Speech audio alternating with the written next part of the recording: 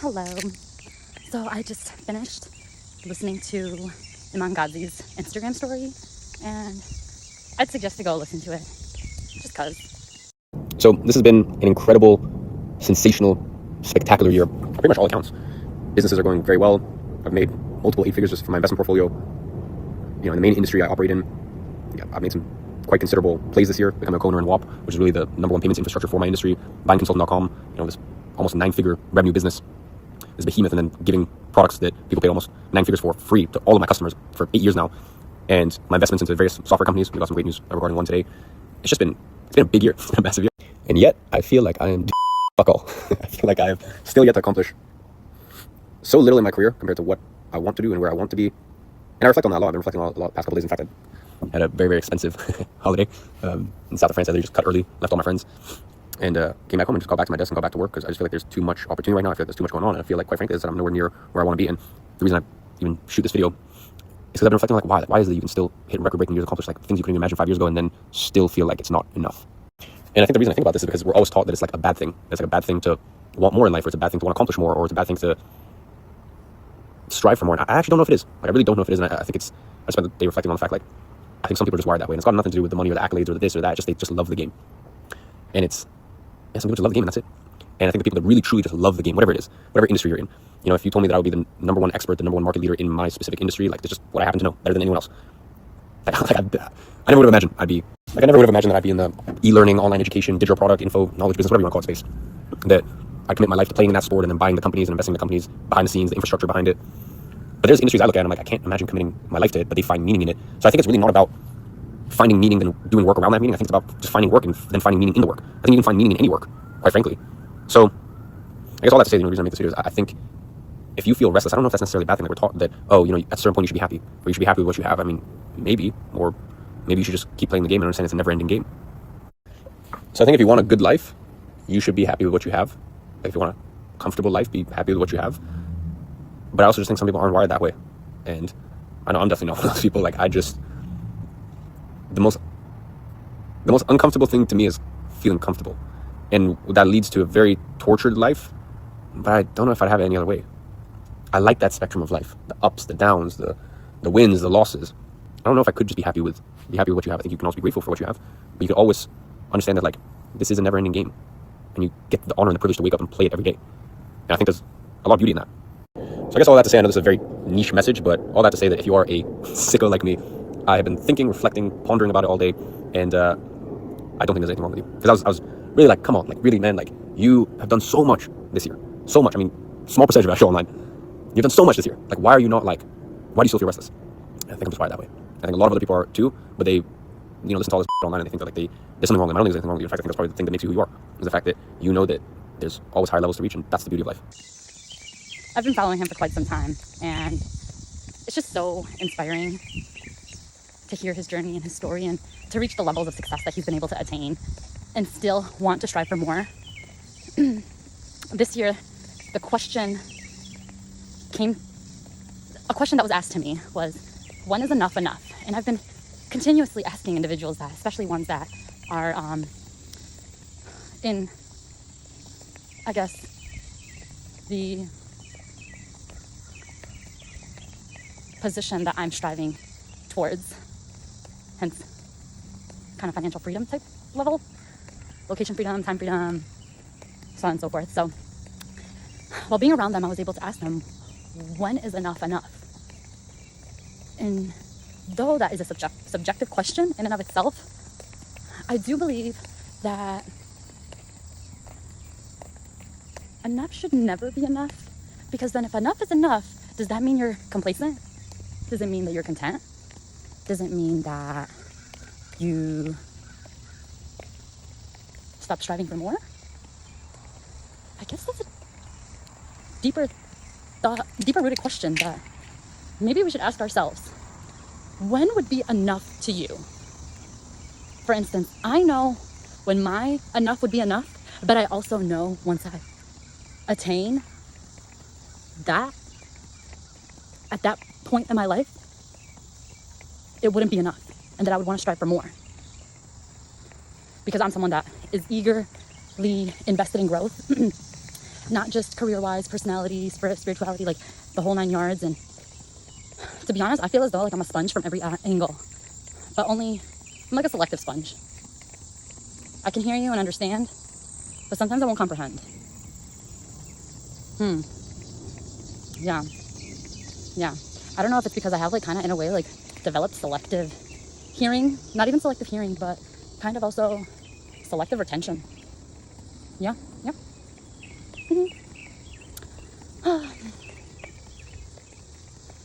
I'm walking around my neighborhood and it's just so beautiful. But once you reach this level of success, I live in a pretty, I don't know, how would I describe this? Just the suburbs of DC. I guess I live in a pretty affluent neighborhood. And I walk around it quite often, questioning, is it enough?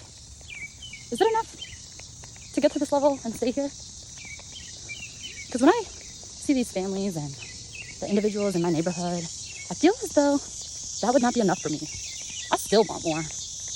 I mean, I rent a floor in one of these homes, but seeing the way that they live their lives, I mean, of course, I haven't gone inside the house and they're perhaps content and okay with that. But for myself, I'm trying to picture. And honestly, I'm so grateful to have been exposed to this neighborhood, especially coming from, honestly, I came from the hood, believe it or not. So, from like New York. It's like where I grew up, the hood meets the rednecks. So you tell me what comes out of that. Anyway, I just feel as though I am pretty certain. And hello, how are you? I'm doing well. Oh, good. I'm pretty certain that this lifestyle is not for me. I've got to see it. I've got to enjoy it. But God says, nope, Medina, there's more for you. And I'm saying, okay, I'm here for the ride. Wherever you take me. Because God knows I've been all over. And I'm just enjoying it every step of the way. The good, the bad. Pretty much what Iman was talking about. The highs, the lows, everything. I've always been a risk taker. I've always been someone that went against the odds, went against societal norms, very rebellious, probably because I was sheltered my whole upbringing. I really couldn't leave the house without my brother, and then I literally couldn't leave the house, period, because I was a woman. So once I left to live on my own, it was like free range. So I really got to explore, not ask anybody for permission. I've learned a lot about myself along the way. And I've definitely gotten to understand and acknowledge the fact that I'm comfortable being uncomfortable. Because it's like, in a way, I've adapted to situations that take me outside of what is normal. Yeah, I guess, yeah. Would my friends have been able to have prevailed what I've gone through? To be honest, I don't even think they would have ended up in the situations that I've been in. But I don't take any of them back. Not one bit. And all that to say, it's brought in me so much resilience and built up my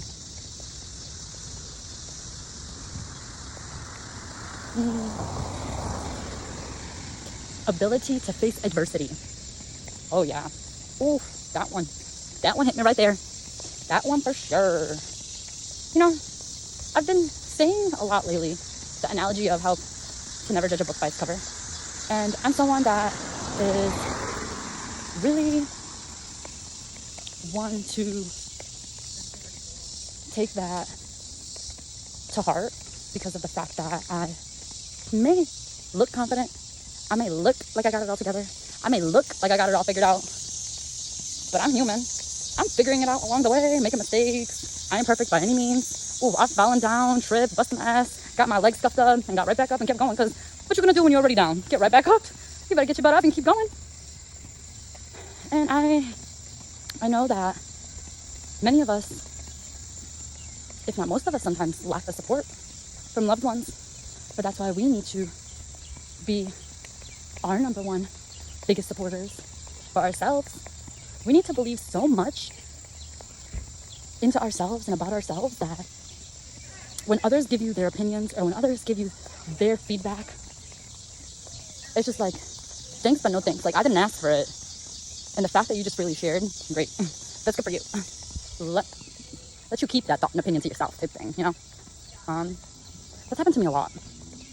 When people give me their unsolicited advice, when I don't seek it, I let them keep it. Best believe they share it. I'm like, heard. But my brain kind of like blocks it. It's like pickleball. You just throw that right back.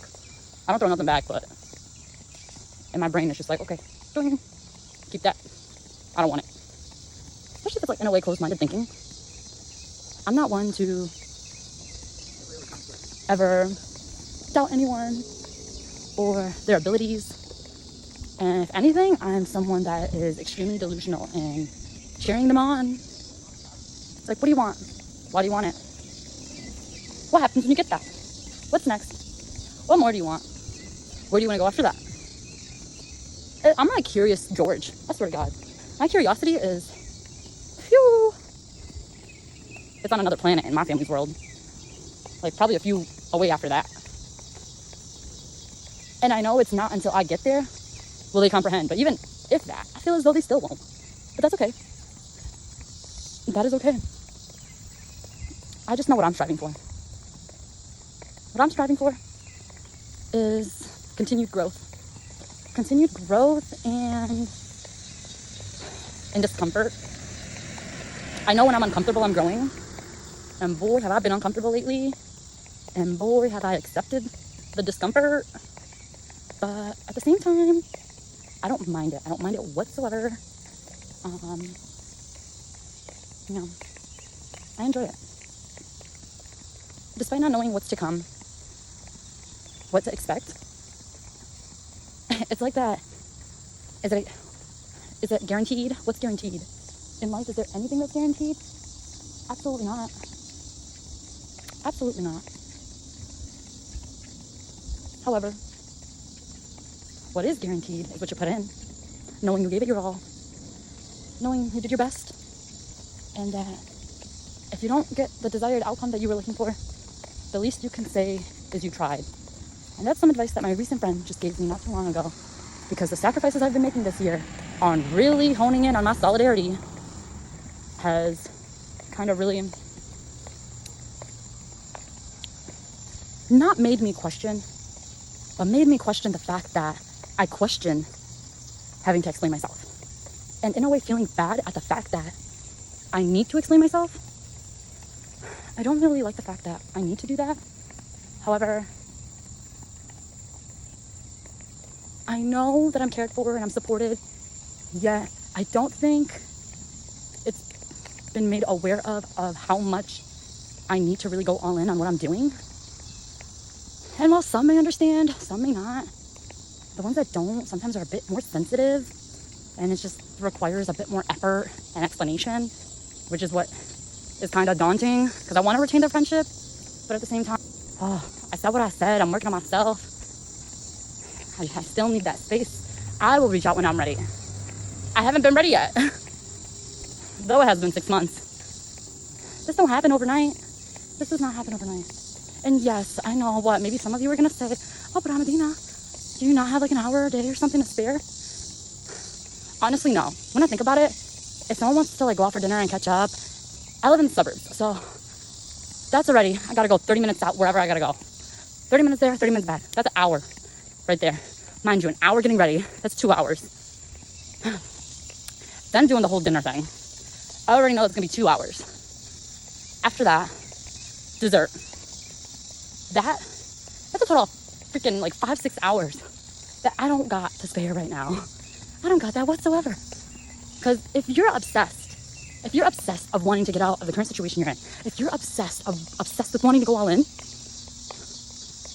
those 6 hours are so crucial and so vital. If anything, I get guilty talking on the phone on FaceTime for a few hours, and I'm still in my house. But I guess is this like how you feel and what it feels like to be an entrepreneur, to be on the road to success. I know they talk about it being a lonely road, and boy, oh boy, has it been. But to be honest, I love my company. I love me, myself, and I. I'm content with it. Though I do enjoy others' company, of course. I'm a social butterfly.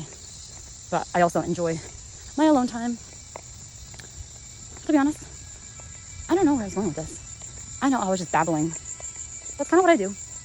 I hope you were able to enjoy. And stay tuned for my next spiel.